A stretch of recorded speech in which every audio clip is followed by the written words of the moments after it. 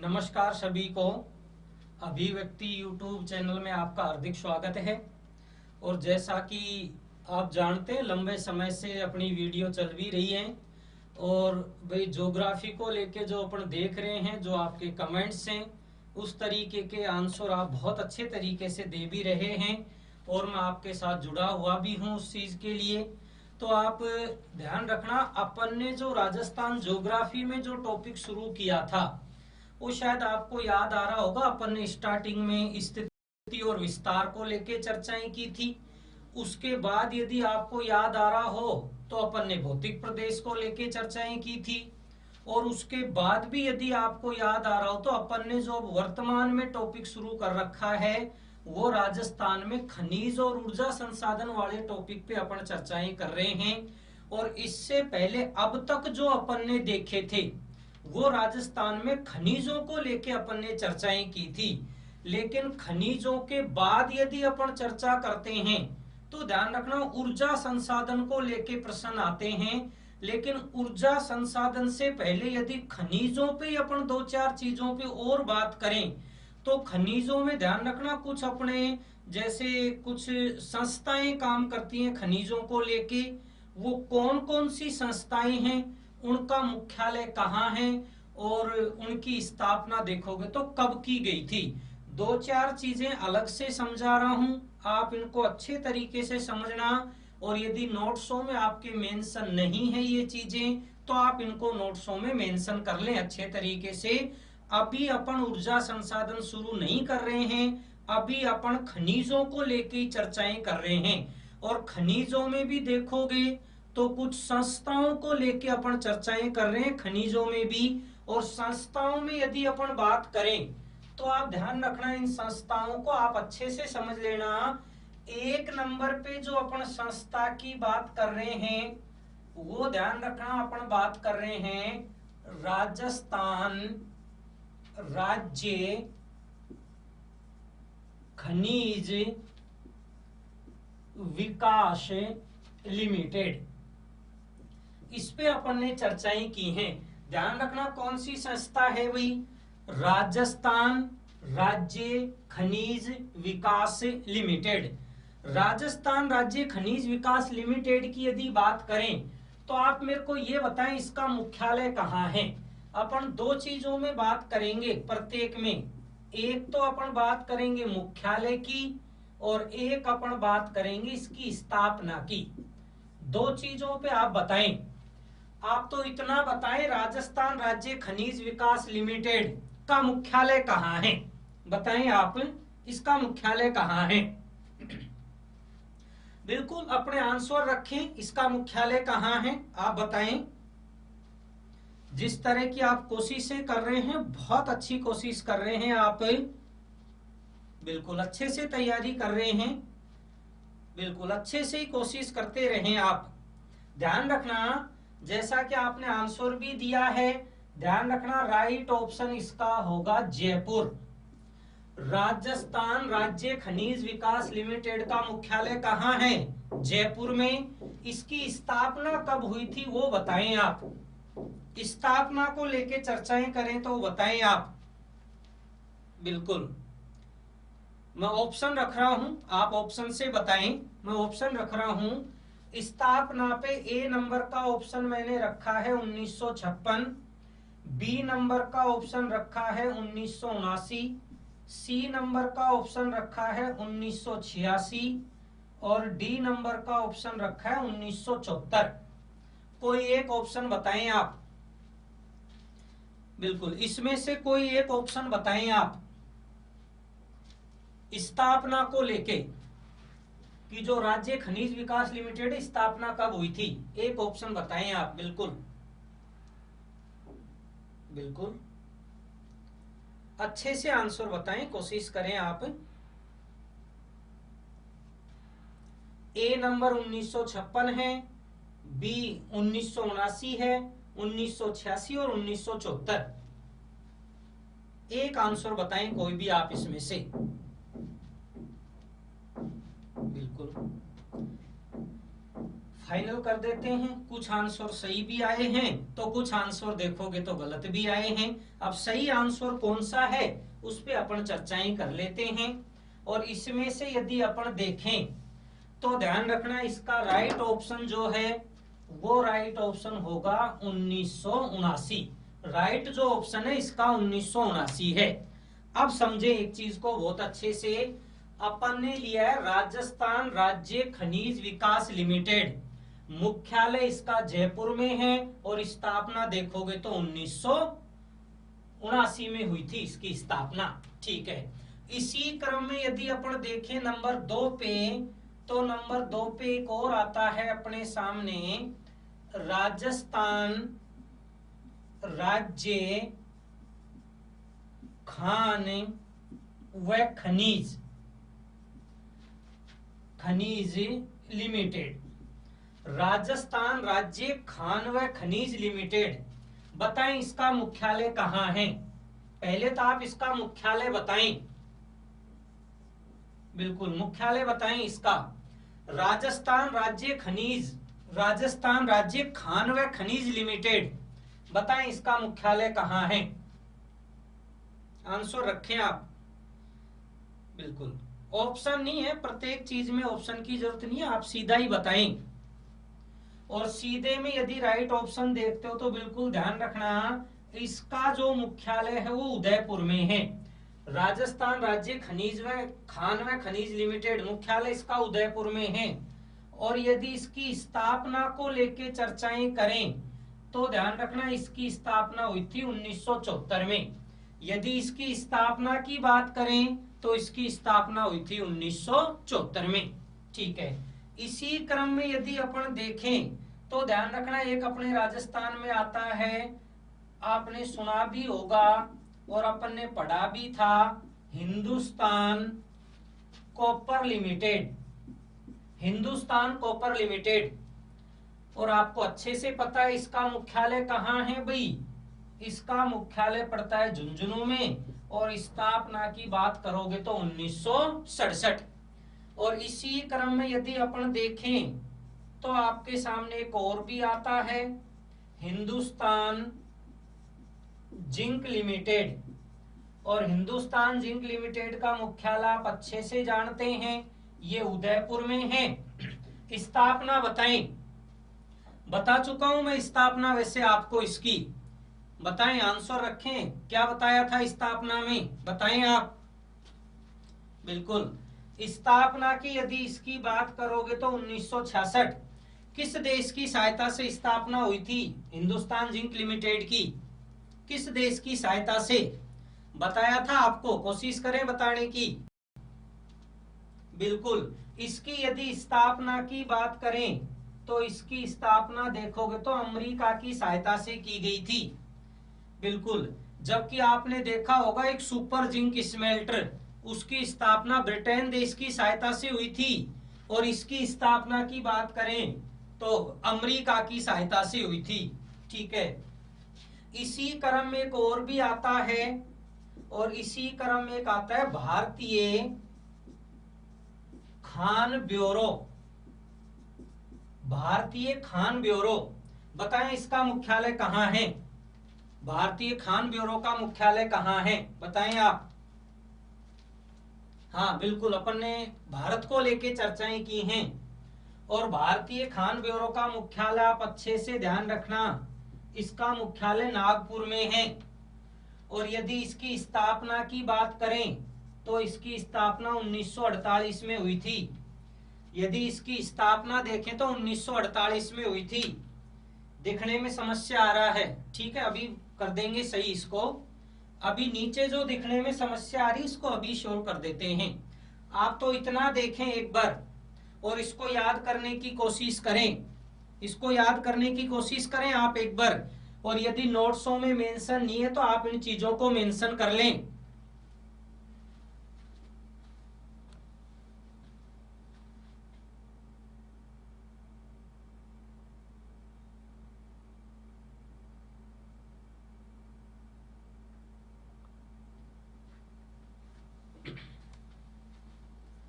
ठीक है, एक बार और बोल रहा हूं मैं, आराम से समझने की कोशिश करना इसको। एक नंबर पे लिया राजस्थान राज्य खनिज विकास लिमिटेड। इसका जो मुख्यालय है वो जयपुर में है, स्थापना 1979 में। सेकंड नंबर पे राजस्थान राज्य खान व खनिज लिमिटेड, मुख्यालय उदयपुर में, स्थापना 1974। हिंदुस्तान कॉपर लिमिटेड झुंझुनू, स्थापना 1967। हिंदुस्तान जिंक लिमिटेड उदयपुर, स्थापना 1966 अमेरिका की सहायता से। भारतीय खान ब्यूरो का मुख्यालय नागपुर में है, जिसकी स्थापना 1948 में हुई थी। बिल्कुल आराम से आप नोट्सों में मेंशन कर लें, क्योंकि आपके कुछ कमेंट्स आ रहे हैं कि सर हम साथ साथ नोट्स भी बना रहे हैं। तो बिल्कुल अपन आराम से पढ़ रहे हैं, धीरे धीरे आप आराम से नोट्स बनाएं, कोई जल्दबाजी नहीं है, आराम से पढ़ें, बिल्कुल धीरे धीरे पढ़ें आप, कोई किसी प्रकार की जल्दबाजी ना करें आप। और कोशिश करें कि जो पढ़ाया हुआ है वो क्लास में याद हो जाए, आप इस तरह की कोशिशें करें। और एक चीज मैं बार बार समझा रहा हूं, इस लॉकडाउन का पढ़ाई में बहुत अच्छे तरीके से फायदा उठाएं आप, क्योंकि जो इस टाइम पढ़ रहा है आगे सिलेक्शन में यही सबसे आगे रहेंगे। आप इनका अच्छे से फायदा उठाएं। आगे चलें, क्लियर है यहां तक की स्थिति? ठीक है, इसी क्रम में अपन आगे चलते हैं। एक बार दोबारा से मेरे साथ साथ देख लें आप। राजस्थान राज्य खनिज विकास लिमिटेड, मुख्यालय जयपुर। राजस्थान राज्य खान व खनिज Udaipur. Hindustan copper limited Jhunjhunu. Hindustan zinc limited Udaipur. भारतीय खान ब्यूरो 1948, स्थापना नागपुर में। ठीक है, इसी क्रम में यदि अपन आगे चलें तो ध्यान रखना, अपने सेकंड नंबर पे जो प्रश्न पूछे जाते हैं और ऊर्जा संसाधन को लेके, और ऊर्जा संसाधन की अपन बात करें तो ऊर्जा संसाधन को लेके कंपटीशन में कुछ प्रश्न भी ज्यादा पूछे हुए हैं। और पिछली आर्थिक समीक्षा और अब की आर्थिक समीक्षा जो आई है, ऊर्जा संसाधन में परिवर्तन होके आया है। क्या क्या परिवर्तन हुआ है उन आंकड़ों को मैं गोला कर दूंगा और आपको बोल दूंगा कि ये आंकड़े चेंज हुए हैं, तो अपने नोट्सों में उन आंकड़ों को आप परिवर्तन कर लेना। ठीक है, अपन जो शुरू कर रहे हैं वो ध्यान रखना, अपना जो इसी में एक टॉपिक आता है और इस टॉपिक का नाम है ऊर्जा संसाधन। इस टॉपिक का नाम है ऊर्जा संसाधन। और ऊर्जा संसाधन की यदि अपन बात करें तो अपन ने जब खनिज स्टार्ट किया था तो इसको दो भागों में बांटा था। कुछ कमेंट्स भी आ रहे हैं कि सर हम अभी जुड़े हैं, पिछली कुछ क्लासें छूट गई थी। तो ध्यान रखना, YouTube पे सभी क्लासें उपलब्ध हैं। फिर भी मैं ऊर्जा संसाधन को बिल्कुल जीरो से समझा देता हूं आपको अच्छे से। यदि कोई नया भी जुड़ा है तो स्टार्टिंग से आप और अच्छे से समझ लें। ऊर्जा संसाधन की यदि अपन बात करें तो ऊर्जा संसाधन को ध्यान रखना दो भागों में बांटा गया है। और ऊर्जा संसाधन को दो भागों में कौन कौन से भाग हैं? एक देखोगे तो भाग है परंपरागत, एक तो आता है परंपरागत स्रोत। ऊर्जा संसाधन में एक नंबर पे आता है परंपरागत स्रोत। और परंपरागत वो स्रोत हैं जो प्राचीन काल से ही चले आ रहे हैं, अर्थात आप ये कह सकते हो एक बार उपयोग करने के बाद पुनः इनका उपयोग नहीं किया जा सकता, अर्थात इनका नवीनीकरण नहीं किया जा सकता। वो कैसे कहलाते हैं? परंपरागत स्रोत। और परंपरागत स्रोत में यदि आप देखें तो एक नंबर पे देखोगे तो कोयला आता है। इसी क्रम में यदि दो नंबर पे अपन देखें तो दो नंबर पे पेट्रोलियम आता है। और इसी क्रम में यदि तीन नंबर पे देखें तो तीन नंबर पे देखोगे तो प्राकृतिक गैस आती है। और इसी क्रम में आगे देखें तो इसी क्रम में आगे देखोगे तो जल विद्युत आता है। ये जो चार हैं ये ध्यान रखना परंपरागत स्रोत में हैं। कौन कौन से हैं परंपरागत स्रोत में? कोयला, पेट्रोलियम, प्राकृतिक गैस और जल विद्युत। इसी क्रम में यदि अपन दो नंबर पे बात करें तो ध्यान रखना दो नंबर पे आता है गैर परंपरागत। 2 नंबर पे गैर परंपरागत स्रोत आते हैं। और गैर परंपरागत स्रोत वो होते हैं जिनका नवीनीकरण किया जा सके, अर्थात इनको तो कहते हैं नवीनीकरणीय और इसको कहा जाता है अनवीनीकरणीय। ठीक है, अब नवीनीकरणीय में कौन कौन से आते हैं, मैंने आपको लिखवाया भी था, उस टाइम पढ़ाया भी था जब ऑनलाइन क्लासें अपनी शुरू हुई थी खनिज को लेके। तो बताएं कौन कौन से हैं, क्योंकि रीट में पिछली बार प्रश्न यहीं से पूछा था, गैर परंपरागत स्रोत को लेके ही पिछली बार रीट में प्रश्न आया है। तो आप बताएं गैर परंपरागत के स्रोत कौन कौन से हैं। अच्छे से जो पढ़ाई कर रहे हैं आप सभी बताएं, अपने आंसर रखें। गैर परंपरागत स्रोत में बिल्कुल सौर ऊर्जा है, पवन ऊर्जा है, बायोगैस, बायोमास, बिल्कुल बिल्कुल ध्यान रखें। आप देखें, एक तो यदि आप देखते हैं तो एक तो इसमें आती है सौर ऊर्जा, एक सौर ऊर्जा है। इसी क्रम में आप देखोगे तो एक आती है पवन ऊर्जा, सौर ऊर्जा है, पवन ऊर्जा है। इसी क्रम में आप देखते हो तो एक आती है इसी क्रम में बायोगैस, और बायोगैस के बाद इसी क्रम में एक आता है और इसी क्रम में आता है बायोमास। सौर ऊर्जा है, पवन ऊर्जा है, बायोगैस है, बायोमास है।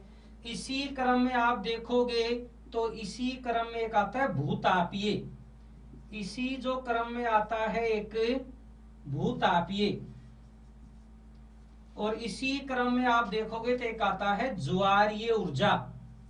एक भूतापीय ऊर्जा है और एक देखोगे तो ज्वारीय ऊर्जा है।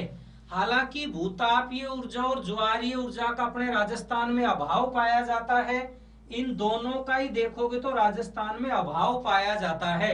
हालांकि ज्वारीय ऊर्जा का उत्पादन राजस्थान में नहीं होता है, लेकिन भूतापीय ऊर्जा का देखोगे तो माउंट आबू सिरोही में इसका दिया हुआ है। बाकी सौर ऊर्जा, पवन ऊर्जा, बायोगैस और बायोमास का उत्पादन अपने राजस्थान में होता है। अब समझें, जो अपन ने यहां से शुरू किया है उस चीज को आप एक बार अच्छे से समझें। अपन ने जो शुरू किया है, ध्यान रखना वो कौन सा शुरू किया है, ऊर्जा संसाधन। ऊर्जा संसाधन को कितने भागों में बांटा है, 2 भागों में। एक नंबर पे कौन सा है, परंपरागत स्रोत जिसका नवीनीकरण नहीं किया जा सकता, कोयला, पेट्रोलियम, प्राकृतिक गैस और जल विद्युत। इसी क्रम में यदि देखें तो 2 नंबर पे जो अपन ने लिया है वो गैर परंपरागत लिया है, और गैर परंपरागत में देखोगे तो कौन कौन से लिए हैं भाई, सौर ऊर्जा, पवन ऊर्जा, बायोगैस, बायोमास, भूतापीय ऊर्जा और ज्वारीय ऊर्जा, ये अपन ले रहे हैं। अब इनको भी ध्यान रखना, बिल्कुल सिस्टमेटिक तरीके से पढ़ेंगे तो अपन पहला जो शुरू करेंगे वो परंपरागत स्रोत पढ़ेंगे और फिर उसके बाद अपन पढ़ेंगे गैर परंपरागत स्रोत। तो एक एक को पढ़ लेते हैं अपन करके आराम से। अपने आंसर आप जरूर देते रहें, आंसर आप देते रहें। एक बार देख लें, यदि आप कोई पहले नहीं लिखा था और स्क्रीनशॉट लेना चाहें तो आप ले लें आराम से, क्योंकि ये आपको याद करना जरूरी है। यदि नोट्सों में मेंशन नहीं किया है आपने तो स्क्रीनशॉट ले लें, और चाहें तो आप बाद में कर लें नोट से, नहीं तो आप चाहें तो साथ साथ भी नोट से बना लें। बिल्कुल मिटा दें, क्लियर है यहां तक का, बहुत अच्छे से, ठीक है। इसी क्रम में यदि अपन चलें आगे तो अपन 1 नंबर पे शुरू करेंगे परंपरागत स्रोत।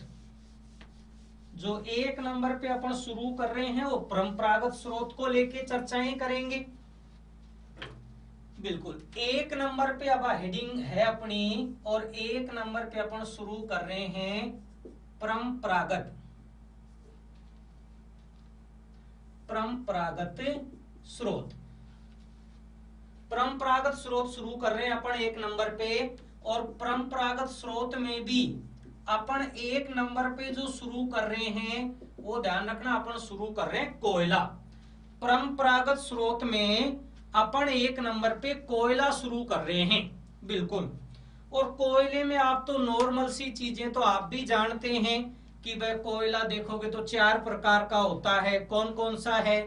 एंथ्रेसाइट है, लिग्नाइट है, बिटुमिन्स है, पीट है। भाई 4 प्रकार का होता है। आप चाहें तो इसके प्रकार देख लें पहले। यदि कोयले में प्रकार की अपन बात करें तो एक तो होता है एंथ्रेसाइट, एक तो होता है इसमें एंथ्रेसाइट। एंथ्रेसाइट के बाद यदि देखें तो एक होता है बिटुमिन्स, एक इसी में होता है बिटुमिन्स। और बिटुमिन्स के बाद इसी में एक जो होता है वो होता है लिग्नाइट। और इसी क्रम में 4 नंबर पे जो होता है वो पीट होता है। यानी कि यदि कोयले में अपन बात करें तो 4 हैं, एंथ्रेसाइट, बिटुमिन्स, लिग्नाइट और पीट।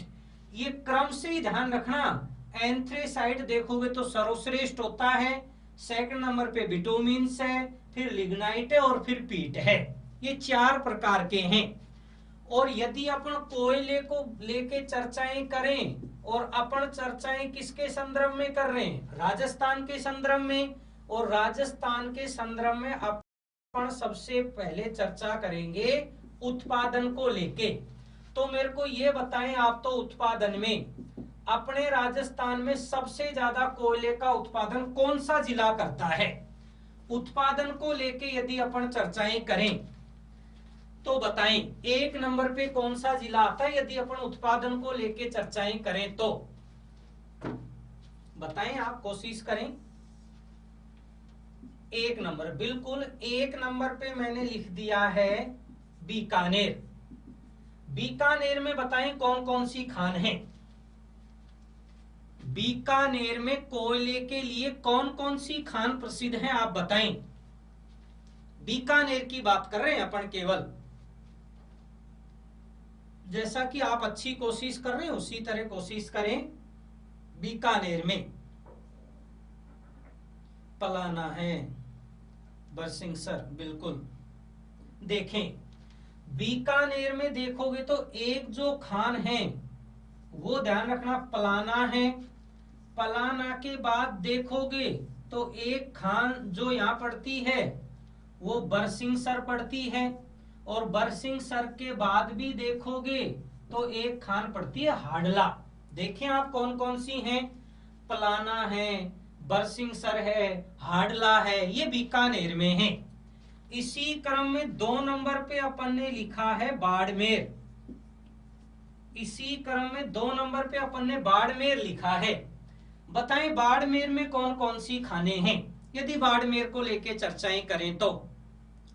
हाँ, कोशिश करें, आप अपने आंसर रखने की कोशिश करें, क्योंकि इनमें कोई परिवर्तन नहीं होता है। जो खान है वो खान ही, उनमें कोई परिवर्तन नहीं होता है। बाड़मेर में बिल्कुल जालीपा, कपूरडी, बिल्कुल बिल्कुल ध्यान रखें, बिल्कुल सही है। एक तो यहां जो खान आप देखें तो एक तो खान है जालीपा। और जालीपा के बाद आप देखें तो एक जो खान पड़ती है यहां वो कपूरडी है। एक जालीपा है, एक कपूरडी है, एक यहीं देखोगे तो गिरल है।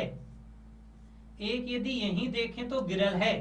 और गिरल के बाद यदि यहीं आप देखें बाड़मेर में ही तो एक भादेसर भी बाड़मेर में ही है। देखो बाड़मेर में कौन सी हैं? जालीपा है, कपूरडी है, गिरल है और भादेसर है। पलाना से, बिल्कुल, हाँ बिल्कुल, ये पलाना से एशिया का सर्वश्रेष्ठ कोयला निकाला जाता है। बिल्कुल सही है, पलाना से ही निकाला जाता है सर्वश्रेष्ठ। बिल्कुल, अभी चर्चाएं करेंगे अपन इस पे, बिल्कुल ठीक है। 3 नंबर पे यदि अपन देखें तो बाड़मेर के बाद यदि अपन लें तो 3 नंबर पे आता है नागौर। नागौर, बताएं नागौर में कौन कौन सी खाने यदि कोयले को लेके चर्चाएं करें तो नागौर में बताएं आप। बहुत जब आप ज्योग्राफी पढ़ें तो आप बड़े एक्टिव तरीके से पढ़ें, बहुत एक्टिव रहें आप, अपने आंसर बिल्कुल फटाफट टाइप करें आप। और जिसके पास लिखा हुआ नहीं है वो कोशिश करें इनको लिखने की, जिसको अच्छे से याद है वो कोशिश करें आंसर देने की। बिल्कुल जैसा कि आपने बताया है, बिल्कुल नागौर में यदि अपन देखें तो नागौर में तो मेड़ता है, और मेड़ता के बाद यदि अपन देखें तो एक माता सुख है, मेड़ता है, माता सुख है, और माता सुख के बाद भी यहां देखें तो एक पड़ती इगियार है, मेड़ता है, माता सुख है, इगियार है। बिल्कुल हाँ बिल्कुल बिल्कुल, कमसाऊ भी है, यहीं पड़ती है कमसाऊ भी, कमसाऊ, कमसाऊ भी यहीं पड़ती है, नागौर में ही है बिल्कुल कमसाऊ भी। ठीक है, समझे। नागौर में कौन कौन सी, मेड़ता है, माता सुख है, इगियार है और कमसाऊ है, ये नागौर में है बिल्कुल। ठीक है, अब देखें आप इसको, आप अच्छे से समझ लें, एक बार यही समझने की कोशिश करें। अपन ने जो शुरू किए हैं वो ध्यान रखना, अपन ने शुरू किया है परंपरागत स्रोत, और परंपरागत स्रोत में अपन ने 1 नंबर पे शुरू किया है कोयला। और कोयला ध्यान रखना राजस्थान के संदर्भ में पढ़ रहे हैं अपन, राजस्थान में लिग्नाइट प्रकार का भूरा कोयला। बिल्कुल ध्यान रखना, अपने जो राजस्थान में कोयला पाया जाता है वो लिग्नाइट प्रकार का पाया जाता है। मैं यहां लिख देता हूं, राजस्थान में जो कोयला पाया जाता है वो ध्यान रखना लिग्नाइट प्रकार का कोयला पाया जाता है। और ये लिग्नाइट प्रकार का जो कोयला होता है ये ध्यान रखना भूरे रंग का होता है। अपने राजस्थान में लिग्नाइट प्रकार का भूरा कोयला पाया जाता है। जो यदि क्लब की बात करें तो ध्यान रखना ये ट्रसरी क्लब का कोयला है। अपने जो राजस्थान में ये कोयला पाया जाता है लिग्नाइट प्रकार का, ये ध्यान रखना ट्रसरी क्लब का है। क्योंकि वैसे देखें एंथ्रेसाइट देखोगे, बिटुमिन्स देखोगे तो ये कार्बोनिफेरस क्लब की बात थी, ये उसमें एंथ्रेसाइट और बिटुमिन्स की बात थी। जबकि लिग्नाइट कोयले की यदि अपन बात करें तो ये ट्रसरी क्लब का कोयला है, जो अपने राजस्थान में लिग्नाइट प्रकार का भूरा कोयला पाया जाता है। बिल्कुल क्लियर है यहां तक की स्थिति। बिल्कुल, उसके बाद देखो अपन ने जो चर्चाएं की हैं उत्पादन को लेके चर्चाएं की हैं, और उत्पादन में अपन ने 1 नंबर पे जो जिला लिया है वो बीकानेर है। और बीकानेर में कौन कौन सी खान है, पलाना है, बरसिंगसर है और हाडला है। इसी क्रम में देखोगे तो बाड़मेर में कौन कौन सी हैं, जालीपा है, कपूरडी है, गिरल है और भादेसर है। और इसी क्रम में यदि नागौर में देखें, मेड़ता, माता सुख, इगियार, कमसाऊ, बिल्कुल बिल्कुल, सोनीरा भी है, बिल्कुल सोनीरा नागौर में ही है, सोनीरा, सोनीरा भी नागौर में ही है, बिल्कुल सोनीरा, सोनीरा नागौर में ही है। ये नागौर की हैं सभी खाने। तो नागौर की आप चाहे तो दोबारा देख लें, मेड़ता, माता सुख, इगियार, कमसाऊ, सोनीरा, बिल्कुल सही बताया है, सोनीरा नागौर में ही है। बिल्कुल देखें, अब आगे चल के अपन इन स्थितियों को आगे चल के समझते हैं। यहां तक बिल्कुल क्लियर है क्या आपका? हाँ, कोई यदि नोट नहीं किया हुआ तो आप नोट कर लें, यदि कोई चीज मेंशन करनी है तो आप मेंशन कर लें, और स्क्रीनशॉट लेना चाहे तो आप इसका स्क्रीनशॉट ले लें। बिल्कुल स्क्रीनशॉट ले सकते हैं आराम से। हाँ, मैं साइड में हो जाता हूं, आप स्क्रीनशॉट ले लें।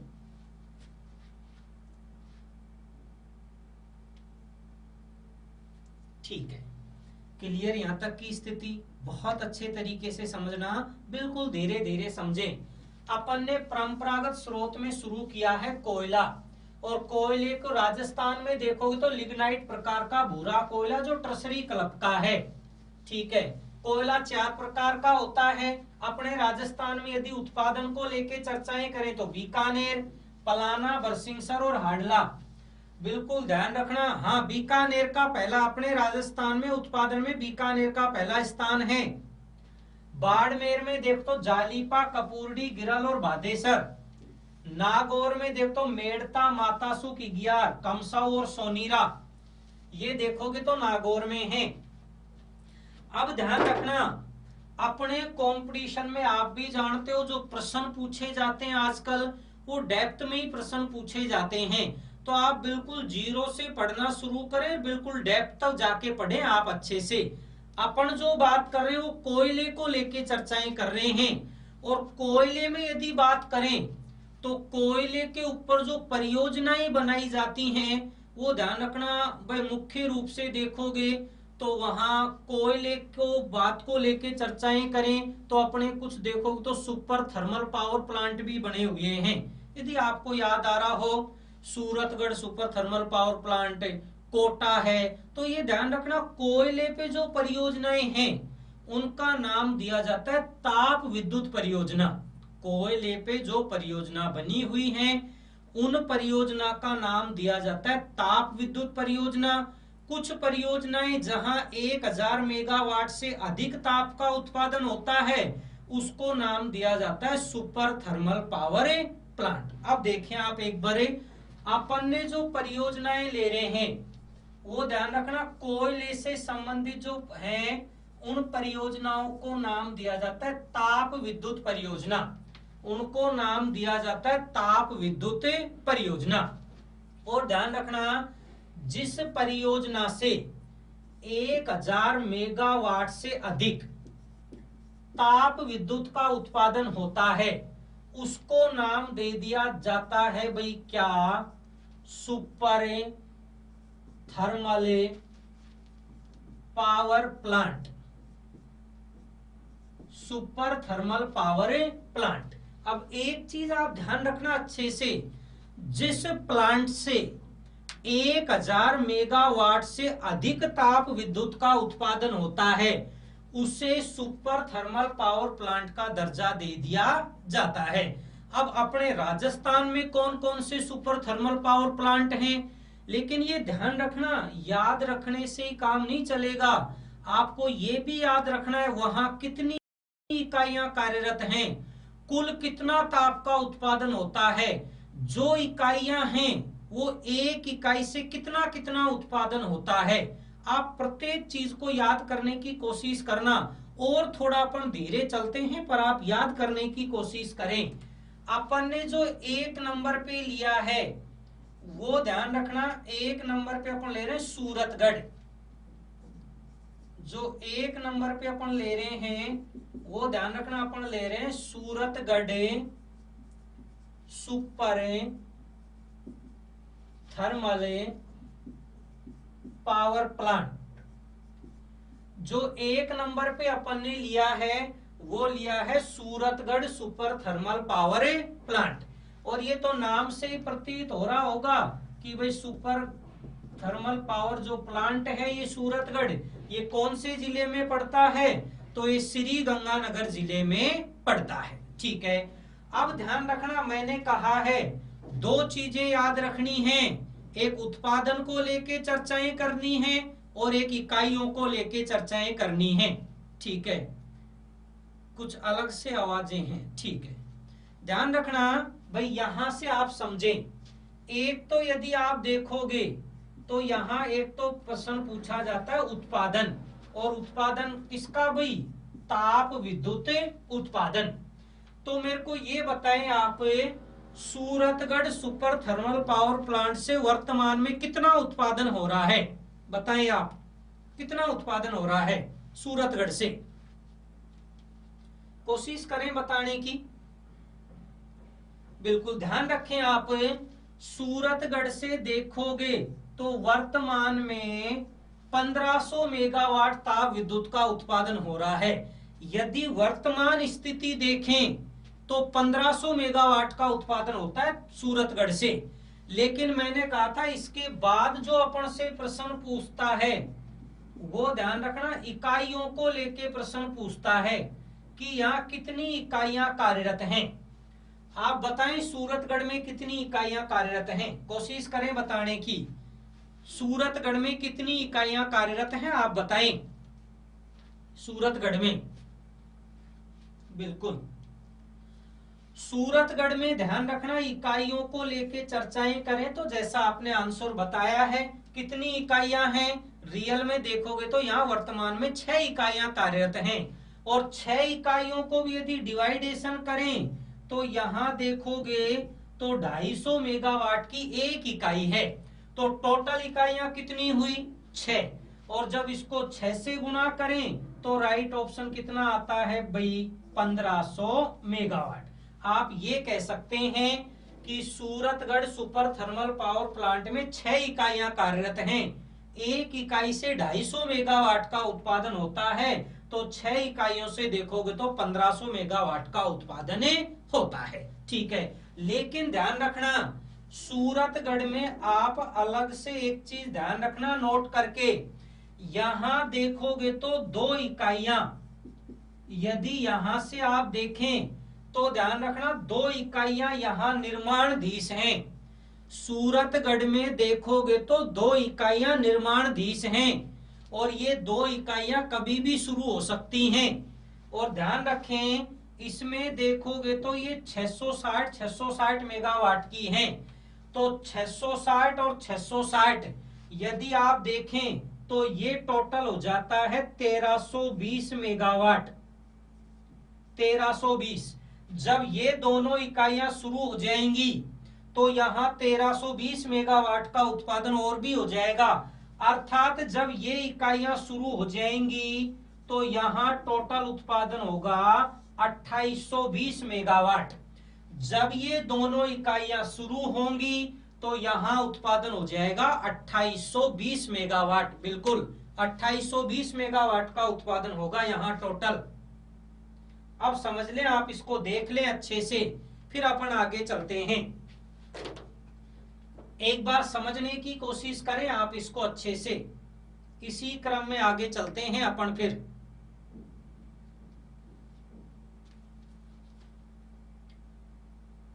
ठीक है, चलें आगे इसी क्रम में। अब ध्यान रखना, अपन जो पढ़ रहे हैं कोयले को लेकर चर्चाएं कर रहे हैं अपन, और कोयले पर जो परियोजना होती है उनको ताप विद्युत परियोजना का नाम दिया जाता है। और जिस परियोजना से 1000 मेगावाट से अधिक, 1000 मेगावाट से अधिक जहां ताप विद्युत का उत्पादन होता है उसे नाम दिया जाता है सुपर थर्मल पावर प्लांट।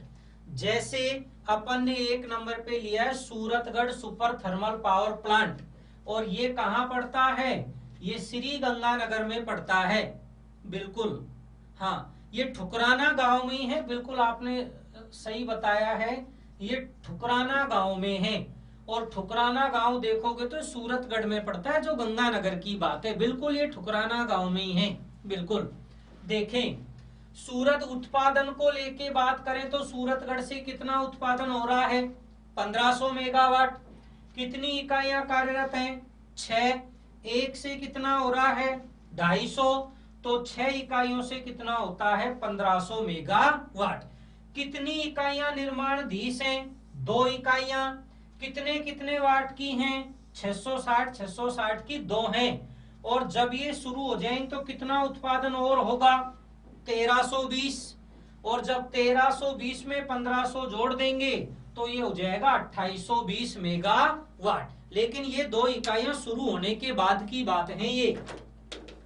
ठीक है, क्लियर है यहां तक की स्थिति भी? अब आगे चलते हैं इसी क्रम में अपन आगे चलते हैं और सेकंड नंबर को देखते हैं। अब इसी क्रम में आप 2 नंबर पे देखते हैं।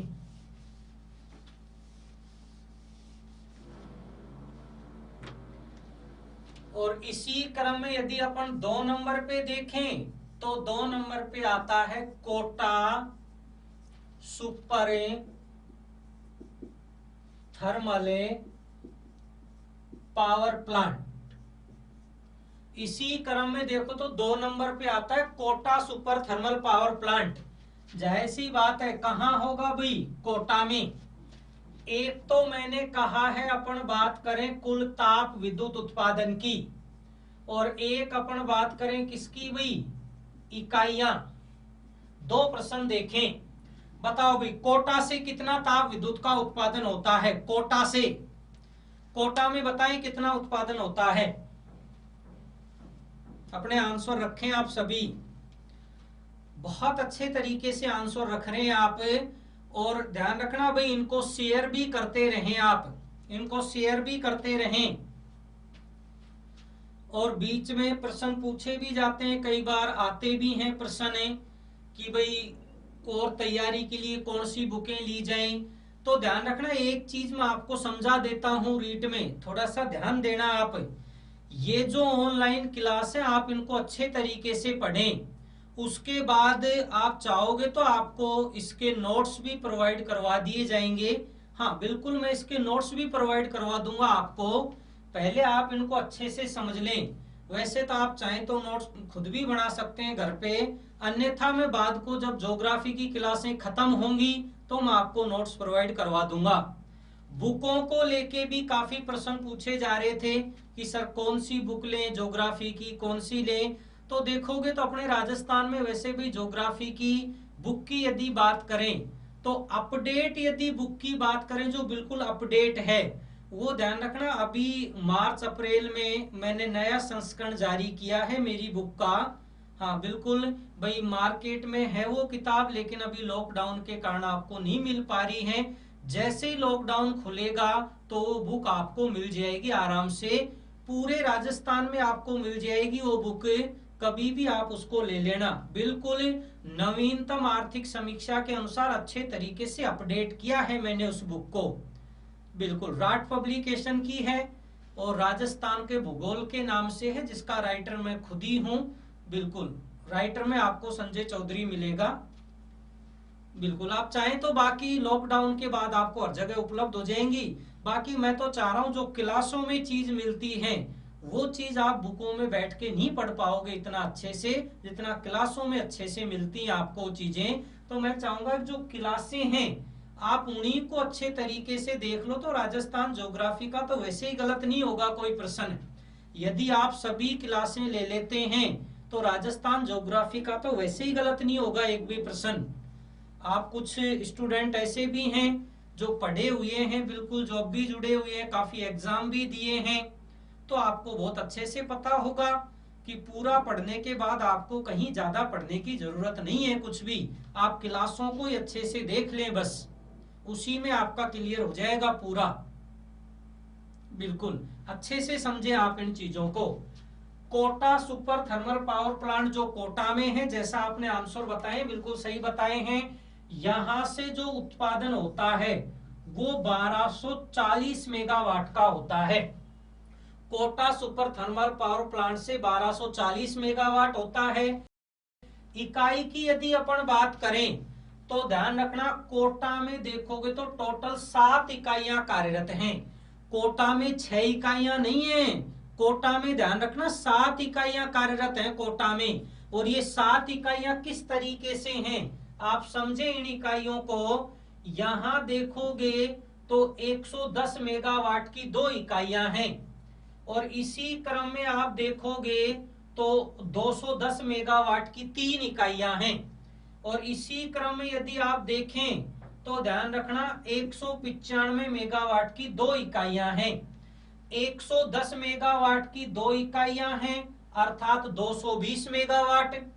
210 मेगावाट की 3 इकाइयां हैं अर्थात कितना हुआ 630 मेगावाट। और यहीं देखें 195 मेगावाट की 3 इकाइयां हैं अर्थात 390 मेगावाट। और जब आप इसको टोटल जोड़ेंगे तो ध्यान रखना ये हो जाएगा 1240 मेगावाट। अर्थात कितना उत्पादन हो रहा है 1240 मेगावाट। इकाइयों को यदि आप जोड़ें तो कितनी इकाइयां हो गई टोटल 7। तो आप ये कह सकते हैं Kota super thermal power plant जो कोटा में है, कुल उत्पादन यहां से होता है 1240 मेगावाट। कुल इकाइयों की बात करेंगे तो 7 इकाइयां यहां कार्यरत हैं। ठीक है, उसमें भी देखोगे 110 मेगावाट की 2 हैं, 210 मेगावाट की 3 हैं, और 195 मेगावाट की देखोगे तो 2 इकाइयां हैं। और यहां 1240 और इकाइयां देखोगे तो टोटल 7। एक बार समझ ले आप इसको अच्छे से समझ लें आप इसको, फिर अपन इसी क्रम में आगे चलते हैं। एक बार आप लिखना चाहें तो लिख लें, आप स्क्रीनशॉट ले लें इसका। ये है टोटल यहां स्थिति। ठीक है, इसी क्रम में आगे चलते हैं। इसी क्रम में यदि अपन आगे चलें तो इसी क्रम में नंबर 3, और नंबर 3 पे यदि आप देखें तो नंबर 3 पे अपना आता है छबड़ा। नंबर 3 पे है Chhabra super thermal power plant. Chhabra super thermal power plant. और छबड़ा की बात करें तो आपको अच्छे तरीके से पता है, आपने आंसर भी पहले ही बता दिए हैं। छबड़ा की बात करें तो कहाँ है भाई, 12 में है। एक तो ध्यान रखना, अपन यहाँ क्या देखेंगे भाई, उत्पादन। और उत्पादन की यदि चर्चाएं करें तो यहां से कुल उत्पादन होता है 2320 मेगावाट। छबड़ा से देखोगे तो 2320 होता है। बिल्कुल आपके आंसर भी 2320 ही आए हैं, राइट ऑप्शन भी 2320 ही है। ठीक है, यदि यहां अपन बात करें इकाइयां, तो ये बताएं कितनी इकाइयां कार्यरत हैं छबड़ा में। बिल्कुल, छबड़ा में ध्यान रखना मुख्य रूप से देखोगे तो 6 इकाइयां कार्यरत हैं छबड़ा में। और ये 6 इकाइयां किस तरीके से हैं, आप समझे इन 6 इकाइयों को। यहां से आप देखें तो 250 मेगावाट की 4 इकाइयां हैं, अर्थात कितना हुआ भाई, 1000 मेगावाट। और यहां देखोगे तो 660 मेगावाट की 2 इकाइयां हैं, अर्थात 2320 मेगावाट। 1000 और 1320 देखें तो टोटल हो जाता है 2320 मेगावाट। और इकाइयों में देखोगे तो 4 और 2 6। आप ये कह सकते हैं कि छबड़ा में देखें तो छबड़ा में टोटल जो उत्पादन होता है वो 2320 मेगावाट है, जिसमें 6 इकाइयां हैं, 250 मेगावाट की 4 हैं और 660 मेगावाट की 2 हैं। टोटल जो उत्पादन की बात करें तो 2320। और वर्तमान में अपने राजस्थान में यदि सबसे ज्यादा ताप विद्युत का उत्पादन होता है तो छबड़ा से ही होता है। बिल्कुल छबड़ा से ही हो रहा है वर्तमान में। और देख ले आप अच्छे से, फिर इसी क्रम में आगे चलते हैं। क्लियर है, यहां तक कंप्लीट है। ठीक है, इसी क्रम में अपन आगे चलते हैं। और इसी क्रम में जो नंबर 4 पे अपना आता है, नंबर 4 पे अपना आता है, आप ध्यान रखना, काली सिंध। नंबर 4 पे आता है Kali Sindh super thermal power plant. Kali Sindh super thermal power plant नाम से ही प्रतीत हो रहा होगा। काली सिंध कहाँ है, बिल्कुल ये झालावाड़ में है। Kali Sindh super thermal power plant जो झालावाड़ में है। 2 चीजें बताएं, उत्पादन बताएं कितना होता है, और फिर आप इकाइयां बताएं। उत्पादन बताएं काली सिंध से कितना हो रहा है वर्तमान में। काली सिंध से उत्पादन को लेके चर्चाएं करें तो कितना उत्पादन होता है काली सिंध से, 1200 मेगावाट। ठीक ठीक, ध्यान रखना काली सिंध से जो उत्पादन हो रहा है वर्तमान में वो 1200 मेगावाट हो रहा है। कितनी इकाइयां कार्यरत हैं काली सिंध में, इकाइयों की बात करें तो कितनी इकाइयां हैं बताएं आप, इकाइयां कितनी हैं। इकाइयां यदि आप देखोगे तो बिल्कुल सही है, यहां केवल 2 इकाइयां हैं। और 2 इकाइयां किस तरीके से, 600 मेगावाट की 2 हैं, अर्थात यहां कितना उत्पादन हो रहा है, 1200 मेगावाट का उत्पादन होता है। एक चीज आप और समझें, अभी आपके सामने प्रश्न आया था कि 1000 मेगावाट से अधिक जिस में उत्पादन होता है उसको सुपर थर्मल पावर प्लांट कहते हैं। लेकिन ध्यान रखना किसी विशेष इकाई से, यदि मैं किसकी बात करूं भाई, विशेष इकाई की, यहां लिख देता हूं मैं, थोड़ा सा समझना, अलग से लिखा है मैंने इकाई या इकाइयां। इकाइयों को लेके यदि चर्चाएं करें तो ध्यान रखना, यदि किसी इकाई से 500 मेगावाट से अधिक ताप विद्युत का उत्पादन होता हो, 500 मेगावाट से अधिक ताप विद्युत का उत्पादन होता हो जिस इकाई से, उस इकाई को ध्यान रखना क्रिटिकल में शामिल किया जाता है। उस इकाई को आप देखें तो उस इकाई को क्रिटिकल में शामिल किया जाता है। कौन सी इकाई को क्रिटिकल में शामिल करेंगे? जिस इकाई से 500 मेगावाट से अधिक ताप विद्युत का उत्पादन होगा उसको ध्यान रखना क्रिटिकल में शामिल किया जाता है। अब मुख्य रूप से देखें तो काली सिंध में दोनों इकाइयां 600 मेगावाट की हैं, तो एक तो ये दोनों इकाइयां क्रिटिकल में शामिल हैं। यहां से आप देखें तो यदि छबड़ा की बात करें तो छबड़ा में भी आपने देखा था कि 660 मेगावाट की दो इकाइयां हैं। तो आप ये कह सकते हैं कि 500 मेगावाट से अधिक जहां ताप विद्युत का उत्पादन होता है जिस इकाई से, उसे क्रिटिकल में शामिल कर दिया जाता है। बिल्कुल समझें आप। इन चीजों को आप एक बार देख लें अच्छे से, बाकी की चर्चाएं अपन आगे चल के करते हैं। आप इनको देख लें एक बार अच्छे से। कोई समस्या आए तो आप बिल्कुल कमेंट्स बॉक्स में ही लिखें आप अपनी समस्या को। बिल्कुल यहां खड़े होके प्रत्येक चीज का आंसर नहीं दे पाऊंगा, बाकी कमेंट्स बॉक्स में आप सभी के आंसर मिल जाएंगे आपको। बाकी ऐसी कोई चीज मैं छोड़ नहीं रहा कि आपको प्रश्न करने की जरूरत पड़े।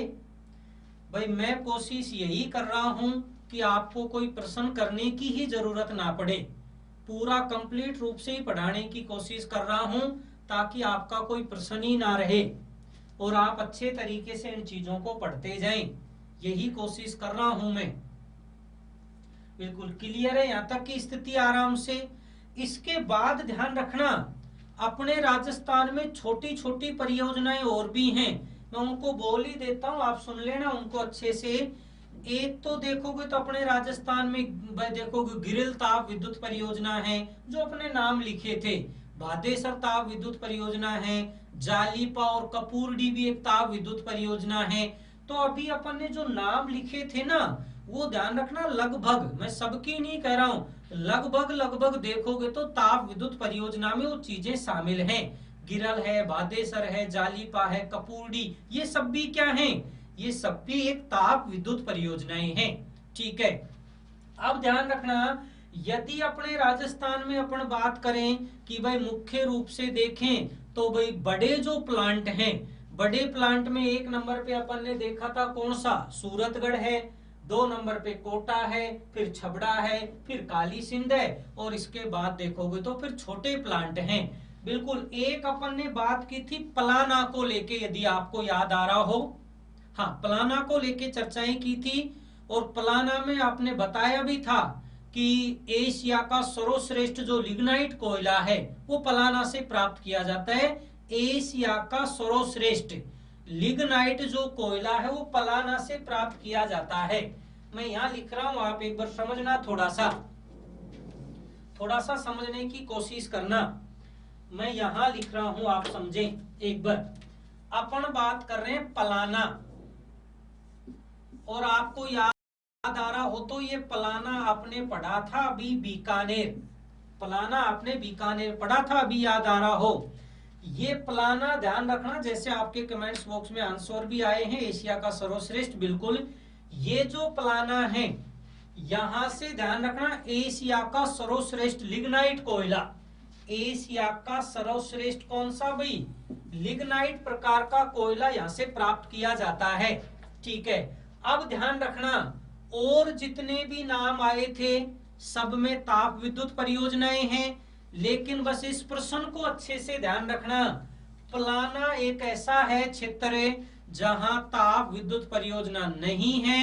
पलाना में केवल कोयले का उत्पादन होता है, पलाना में कोई ताप विद्युत परियोजना नहीं है।